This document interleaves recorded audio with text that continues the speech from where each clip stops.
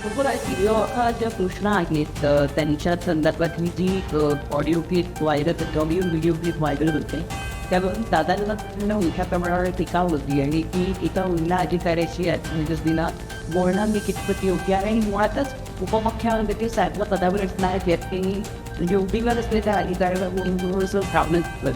लोकशाहीमध्ये अधिकारी आणि मंत्री ही रथाची दोन चाकं आहेत आणि लोकशाहीमध्ये लोकनियुक्त पदाधिकाऱ्यांच्याकडनं आणि सरकारकडनं लोकांच्या अपेक्षा असतात आणि त्या अपेक्षेच्या अनुरूपच आपण जर का रूल्स ऑफ बिझनेस बघितले किंवा सर्व्हिस रूल घेतले तर अनेक वेळेला मंत्री अधिकारी वर्गांना सूचना देत असतात. पण त्या सूचना जर का आपण व्हिडिओ नीट पाहिला असेल तर एक तर दादांची एक शैली आहे, त्यांचा तो एक आवाज आहे.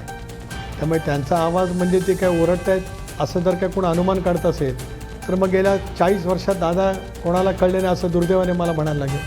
त्यांचा स्वाभाविक आवाज आहे, असं आम्ही जरी बसलो तरी ते त्याच टोनमध्ये बोलतात. त्याचा अर्थ ते काय रागवले आहेत असं काय मानत नाही. उलट हल्ली हसायला लागले तर तुम्ही म्हणता दादा तुम्ही का हसता.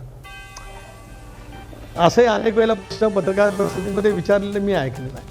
मी ती माहिती ग्राउंड लेवलला घेण्याचा प्रयत्न केला तर त्याच्यातून एका गावाकडे वाड्या वस्त्याकडे जाणारा रस्ता, तिथे दूध उत्पादक शेतकरी किंवा खराब झालेले रस्ते, तिथून मोठ्या प्रमाणावरती काम करायचं होतं, कामाची मंजुरीसुद्धा मिळवलेली होती.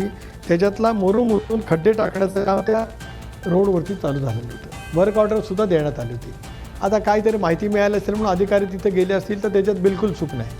अधिकाऱ्यांचं ते काम आहे, अधिकाऱ्यांनी त्या ठिकाणी जाणं याच्यातही दुमत असं काही कारण नाही. दादा तेवढं सांगतात बाबा एक सार्वजनिक काम आहे, बघितलं तर अयोग्य कामासाठी ते बोलत आहेत असं त्याच्यामध्ये कुठे नाही. आपणही माहिती घ्यावी. सांगतायत ते सार्वजनिक काम की ज्या ठिकाणी चिखल पडलेला, जिथे दूध उत्पादक आणि शेतकरी ज्या ठिकाणी जात असतात ते काम चालू आहे. आता अनेक वेळेला रस्त्याचं काम चालू असताना ग्रामीण भागामध्ये मुरुम बाजूला तो टाकला जात असतो. आता त्याच्यामध्ये त्याची रॉयल्टी वगैरे हा एक दुसरा भाग असतो. आता अनेक वेळेला अशी काही तातडीची कामं असतात की ती प्रक्रिया करेपर्यंत काम सुरू करणं जनतेचा एक आक्रोश असतो, त्याच्यातून होत असतं. हे सगळं जे काही काम आहे हे सार्वजनिक काम आहे, हे काही व्यक्तिगत काम नाही की कोणाला याच्यातून करा कोणाला त्याच्यातून करा.